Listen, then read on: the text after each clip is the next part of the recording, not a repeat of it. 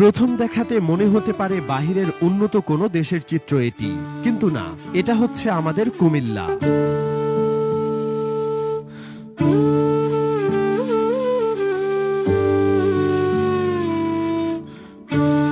ঢাকা চট্টগ্রাম মহাসড়কের কুমিল্লা অংশ রীতিমতো ফুল বাগানে পরিণত হয়েছে।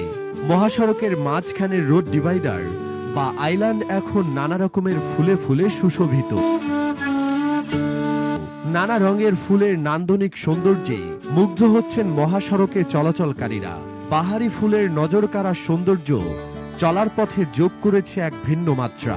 দিনের সৌন্দর্য আর রাতে সড়ক দুর্ঘটনা রোধে সহায়ক হিসেবে কাজ করে আসছে এই গাছগুলো।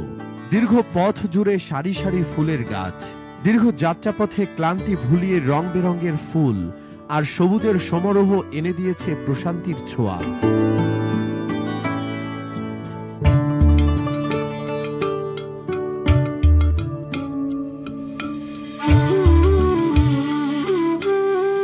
মাইলের পর মাইল পথ লাল হলুদ সাদা গোলাপি ফুলের দিকে তাকিয়ে কখন যে কেটে যাবে সময় টেরই পাবেন না।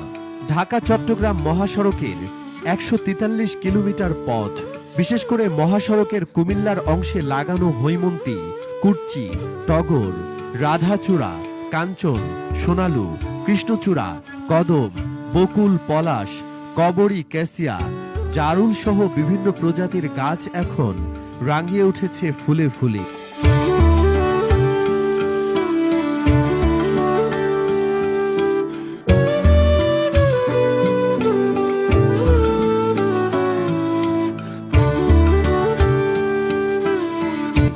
দেখে মনে হবে মহাসড়কের মাঝখানে বসেছে ফুলের মেলা। চলার পথে লাল হলুদ সাদা নানা রঙের নান্দনিক সৌন্দর্যে মুগ্ধ হচ্ছেন মহাসড়কে চলাচলকারী যাত্রী সাধারণ। শুধুই কি সৌন্দর্যবর্ধন,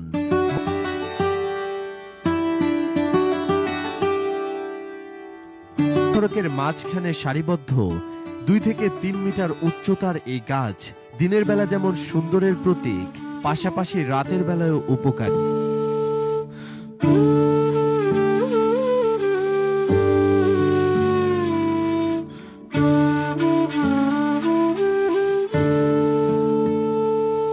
সারিবদ্ধ গাছ থাকার কারণে রাতের বেলা বিপরীত দিক থেকে আসা গাড়ির হেডলাইটের আলো চালকদের চোখে লাগে না।